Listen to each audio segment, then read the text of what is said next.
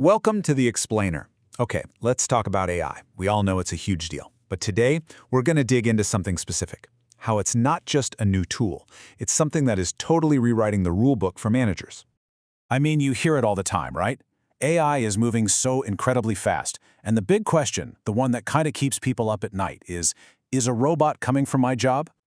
Well, the short answer is no. But the reality is actually way more interesting. It's not coming for your job. It's coming for your job description. It's all about redefining what you do day in and day out. So to really get a handle on this huge shift, we're going to do something a little counterintuitive. We're not going to look at the future, we're going to look back. Way back. Turns out a couple of really old ideas are the perfect way to understand what's happening right now. Okay, so let's break this down.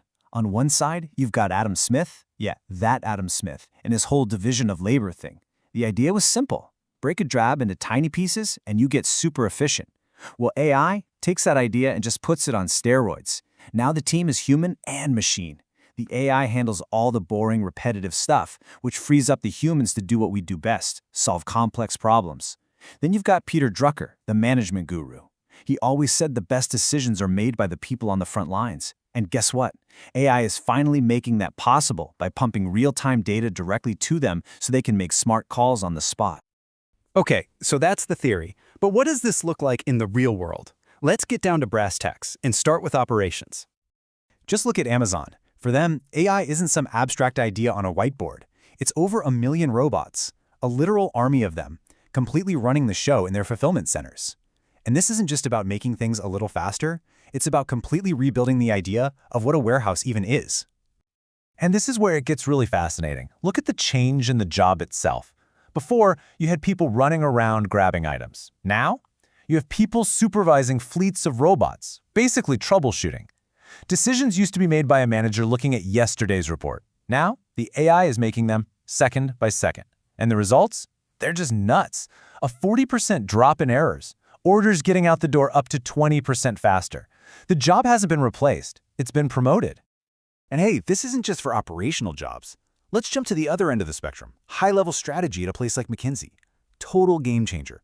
Complex market research that used to take them 8 weeks, a whole 2 months, is now done in 2. What does that do? It lets the human consultants stop crunching numbers and start doing what they're paid the big bucks for, coming up with brilliant, creative, human-led strategies. And this really gets to the heart of it. This is the key takeaway. AI isn't just a faster horse or a better spreadsheet. This quote nails it. It redesigns the epistemology of decision-making. I know, that's a mouthful, but what it means is simple. It's changing how we decide. It's not just about a manager's gut instinct anymore. It's about merging that irreplaceable human experience with the cold, hard, super-fast facts from the data. So when you look at what's happening at Amazon and McKinsey, you realize these aren't just isolated case studies. They're glimpses of the future, a future for management that is full of amazing new possibilities, but also some pretty serious new risks. So, what skills does this new manager of tomorrow need? Well, for one, they've got to be a systems thinker, almost like a conductor of an orchestra made of people and AI. They also have to be truly data literate. I'm not just talking about reading a chart. I mean being able to ask, hey, is this algorithm right? Is it biased? And maybe most important of all, they need to be an ethical guide, a steward for this incredibly powerful technology. Because with all this new power comes some really new, really big risks. Think about it. When a black box AI, an algorithm so complex we don't even know how it works, rejects a job candidate, who's responsible? If we let AI do all our strategic thinking, do our own brains get, well, lazy? And here's the big one. What if the data we feed the AI is already biased? All we're doing is creating a system that's prejudiced on a massive scale. And these aren't sci-fi problems for 2050. These are here and now questions that managers have to grapple with.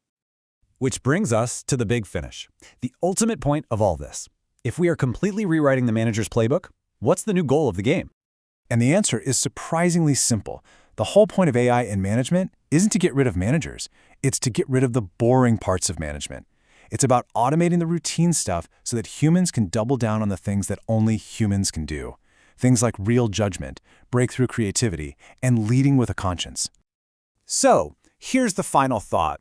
The goal isn't just to make management more efficient. It's to make it more human. And that leaves us with a huge question.